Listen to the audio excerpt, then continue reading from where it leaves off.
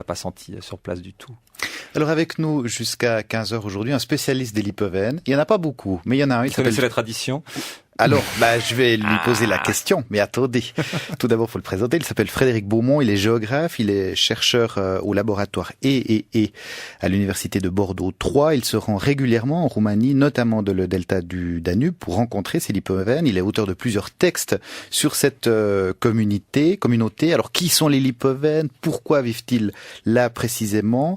Comment est-ce que lui a été accepté par cette communauté? Il n'était pas là disponible aujourd'hui, donc on a enregistré cet entretien. C'était vendredi après-midi. Je lui ai tout d'abord demandé à Frédéric Beaumont une réaction à votre reportage. Moi, ce que j'ai trouvé vraiment très intéressant, c'est d'avoir donné la parole aux enfants en début de reportage. Parce que là, vraiment, c'était un point de vue très libre sur l'identité lipovène. C'est-à-dire que souvent, quand on parle avec des lipovènes, quand on leur pose des questions par rapport à la façon dont ils conçoivent leur identité, il y a beaucoup de rappels historiques, beaucoup de projections sur la façon dont ils sont arrivés ici. Tout est très mythifié et tout est assez compliqué par rapport à la relation notamment aux autres communautés, par rapport à leur identité. Et là, le fait d'avoir donné la parole aux enfants, j'ai trouvé ça vraiment très bien. Ça, c'était le début du reportage, la fin, sur les processions particulières des jeunes filles avant Pâques. Alors c'est très intéressant. C'est une tradition qui est vraiment spécifique à cette partie du delta, c'est-à-dire les villages purement cosaques. C'est-à-dire Sarikoy, ce village où a été réalisé le reportage, mais également Jurilovka et d'autres villages de cette zone. C'est-à-dire c'est une zone géographique qui est située pas tout à fait au cœur du delta, mais légèrement en marge. Et c'est des plaines qui sont à la fois céréalières et puis des villages qui sont situés au bord du lac Razine, qui est un lac extrêmement intéressant pour tout ce qui est en rapport avec l'aquaculture. Voilà, un terroir très très riche sur lequel se sont implantés les Cosaques. Et ça, c'est une tradition purement cosaque. Il y a d'autres communautés lipovènes en Roumanie, dans le delta, beaucoup plus pauvres, beaucoup moins importantes en termes de taille, et qui n'ont pas ce type de tradition du tout. Ça, c'est une tradition un petit peu sauvage quand même à la cosaque. Voilà. Mais qui existe, c'est donc qui vrai. Existe, effectivement. Et c'est ce que disait, je crois que c'est Andrei qui évoquait ça dans leur reportage, qu'ils avaient perdu leur tradition cosaque. Apparemment, celle-ci a été conservée. Voilà. Est-ce que vous savez pourquoi il y a cette tradition des jeunes filles sans culottes qui chantent? Non, aucune idée, vraiment. Mais ça doit être certainement lié, ça c'est peut-être des traditions qui se sont créées spontanément pour justement favoriser l'endogamie, c'est-à-dire le mariage au sein de la communauté. Se manifester pour dire, voilà, il y a une femme à prendre au sein de la communauté. C'est pas la peine d'aller courir des femmes à l'extérieur du village. Voilà. Frédéric Beaumont, on a compris que si les Lipovènes sont venus ici, c'est qu'ils étaient persécutés par le pouvoir ecclésiastique et politique russe à la fin du XVIIe siècle, lorsque l'Église orthodoxe russe s'est réformée, que ces Lipovènes ont refusé cette réforme, ils ont été excommuniés, ils ont dû partir. Pourquoi se sont-ils installés dans ce delta du Danube ? Alors c'est une drôle d'épopée, parce que les Lipovènes, d'abord, se sont réfugiés, en grande partie, en tout cas ceux qui ont échoué sur les rives du delta du Danube, sont d'abord réfugiés dans la région du Don, auprès des communautés cosaques. Et dans la tradition russe, les communautés cosaques, elles n'étaient pas vraiment soumises au pouvoir impérial russe, mais elles étaient autonomes. C'était ce qu'on appelle des sitch, des communautés comme ça, pratiquement indépendantes, qui ne payaient pas d'impôts, qui avait juste le devoir de servir, 2 mois par an, au sein de l'armée impériale. Voilà. Et donc, naturellement, les personnes qui étaient persécutées pour leur foi se sont réfugiées auprès de ces communautés cosaques. Il se trouve que cette communauté qui s'est implantée plus tard dans la région du delta du Danube a participé, dans le courant du XVIIIe siècle, à de grandes insurrections contre le pouvoir impérial. Peut-être parce que déjà ces communautés cosaques avaient été imprégnées par la rébellion de la vieille foi. C'est ce qu'on appelle en russe la vieille foi, le rite lipovène. Et ces communautés ont été implacablement écrasées par l'Empire tsariste, mais l'Empire ottoman leur a ouvert grand ses portes et les a installés donc, dans la région du Delta. Mmh. Donc il y avait des Cosaques des deux côtés de la frontière. Des deux côtés de la frontière qui s'affrontaient mollement quand même. Voilà. Oui, parce que tout à fait, voilà. Oui, parce que justement cette région, c'est une espèce de no man's land aussi. Voilà, c'est le pays de tous les trafics, vraiment. À l'époque de l'Empire ottoman, le pauvre représentant du pouvoir ottoman qui n'était pas très implanté dans ces zones inondables, un peu précaires, c'était le gendarme turc, et on le voyait pas souvent. Mmh. Voilà. C'était une punition d'être envoyé là-bas. Vraiment, oui, tout à fait. Le paysan syrien qui finissait gendarme turc dans le delta du Danube, c'était pas vraiment une récompense. Donc ces Lipovènes s'installent début du XVIIIe siècle dans cette région. Qu'est-ce qu'ils trouvent quand ils arrivent dans ce delta du Danube ? Des moustiques. Ouais. Voilà, pour faire simple. Il y a une nouvelle je crois que c'est de Victor Hugo sur ça. Vraiment, le delta n'était pas du tout peuplé.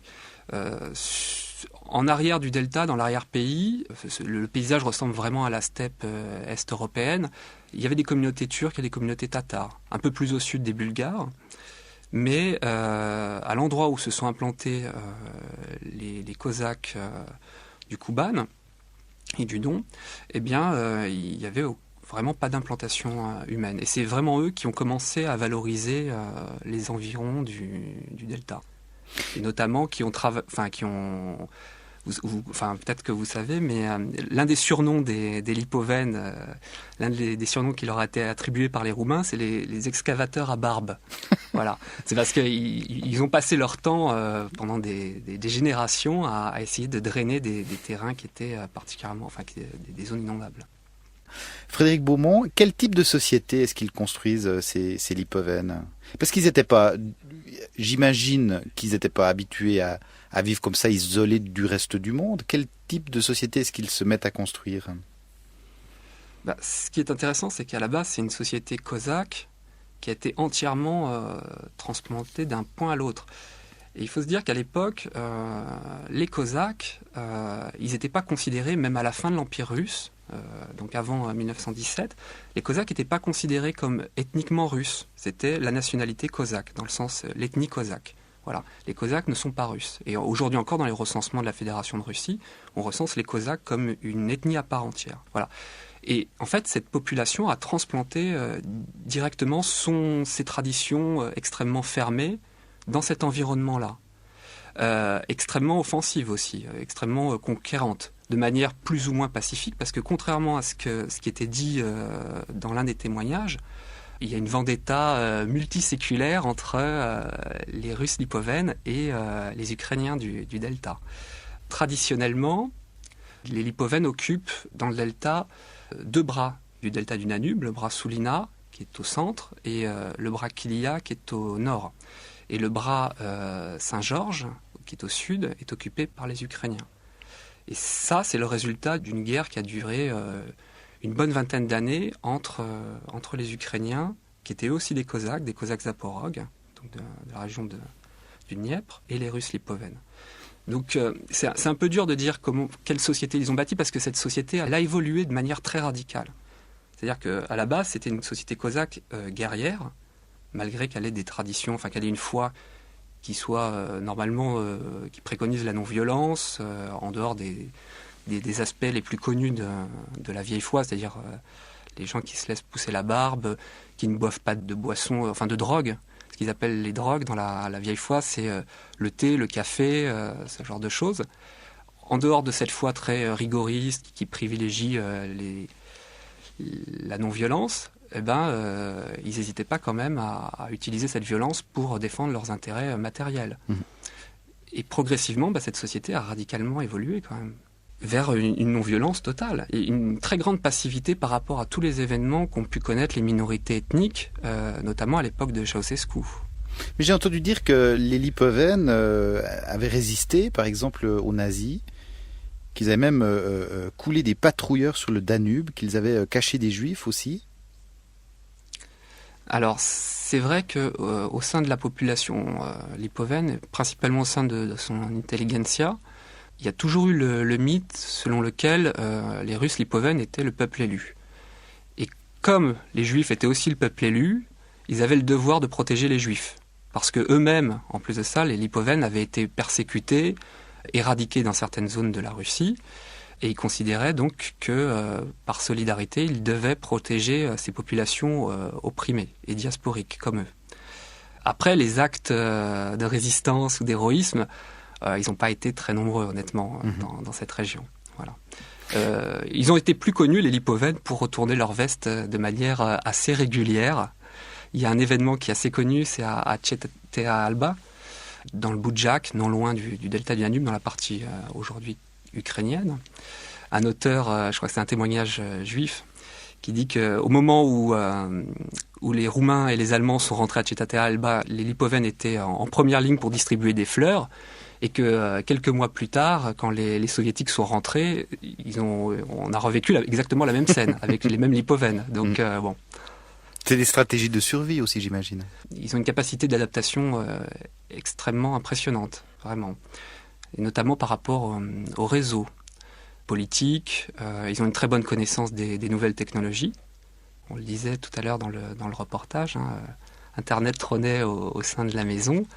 Et ils ont compris très vite que Internet, ça pouvait leur permettre de communiquer entre eux d'un bout à l'autre de la Roumanie, parce qu'il y a d'autres communautés qui sont implantées hors du delta, et même dans d'autres pays, que ça leur permettait de contrecarrer l'effet que leur communauté soit très peu importante numériquement, et de favoriser les contacts au sein de cette communauté et limiter les mariages mixtes notamment.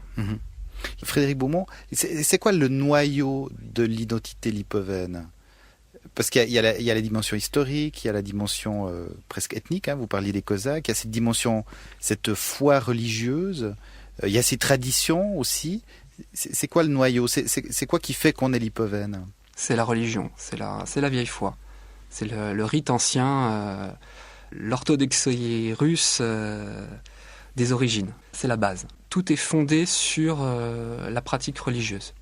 Toute l'organisation de la société lipovène est fondée sur ça. Et c'est ce qui crée de solidarité extrêmement solide, enfin extrêmement ténue. C'est pour ça aussi que quand un homme quitte sa religion pour sa femme, 80% de ses copains ne lui parlent plus, sa famille ne lui parle plus, et puis le prêtre les évite.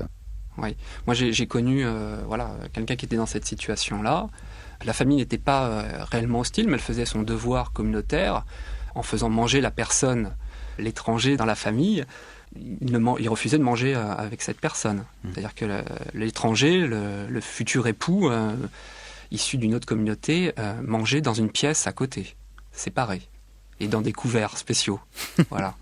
Donc oui, c'est assez radical, mais c'est pas une forme de xénophobie en fait. C'est plutôt formulé comme une sorte de devoir communautaire. C'est pas une réelle hostilité à l'égard des autres communautés. C'est la nécessité de survivre alors qu'il y a que sur tout le territoire de la Roumanie officiellement 30 000 lipovènes, ce qui est extrêmement peu. Andromadaire 6 épaules, Cyril de Paz et Missiété.